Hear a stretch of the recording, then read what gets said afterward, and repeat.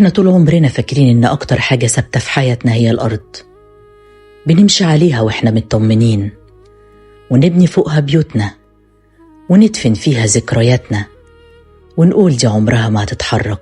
لكن لو قلتلك ان الارض من يوم ما اتخلقت ولا مرة وقفت ولو لحظة، ولا حتى وانت بتسمعني دلوقتي، تحت رجليك في حكاية محدش شايفها، حكاية بتتكتب في صمت من ملايين السنين، صخور عملاقة أكبر من دول وقارات بتتحرك ببطء شديد، بطء يخليك تفتكر إن كل شيء ساكن.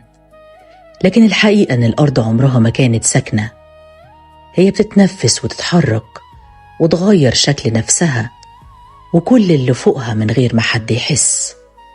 ولما الصمت ده يطول ولما الضغط يزيد تقرر الأرض تتكلم، لكنها ما بتستخدمش كلمات، بتستخدم زلزال. تعال أحكي لكم إزاي هزة ممكن تستمر لثواني لكن تغير العالم وتسيب أثر يعيش آلاف السنين. تعالوا ننزل سوا، مش متر ولا 10، هننزل حوالي 70 كيلومتر تحت الأرض. هناك مفيش شجر ولا بحر ولا هوا، في عالم تاني خالص، حرارة بتسيح الحديد، وضغط لو اتحط على جبل هيطحنه. ومع كل ده الأرض ساكتة، كأنها بتخبي سر كبير. السر ده اسمه الصفائح التكتونية. تخيل إن القارات اللي احنا حافظينها في الخريطة، أفريقيا وآسيا وأمريكا، مش متثبتة بمسامير، دي عبارة عن قطع عملاقة بتطفو فوق طبقة لينة وسخنة جدا، وكل قطعة بتسافر ببطء شديد لدرجة إن ضوافرك بتطول في السنة أكتر من حركة بعض الصفائح.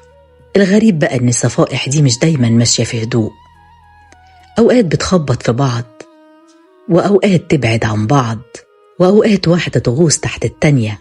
وهنا بيبدأ الضغط، مش دقيقة ولا شهر، ده ممكن يفضل يتجمع مئات السنين، كأن الأرض بتكتم نفسها، ولما توصل لآخرها بتطلع صرخة واحدة احنا بنسميها زلزال.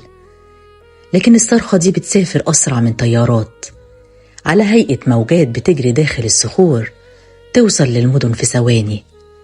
عشان كده أوقات ناس بتحس بهزة خفيفة، وبعدها بثواني بتيجي الهزة الأقوى، لأن كل موجة ليها سرعة مختلفة. ومن هنا اخترع العلماء أجهزة حساسة جدا اسمها أجهزة رصد الزلازل. ورغم كل التكنولوجيا دي، لحد النهاردة مفيش عالم على وجه الأرض قدر يقول الزلزال هيبدأ الساعة كذا.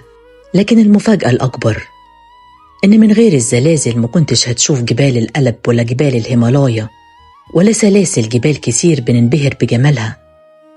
الضغط اللي بنخاف منه هو نفسه اللي صنع الجمال.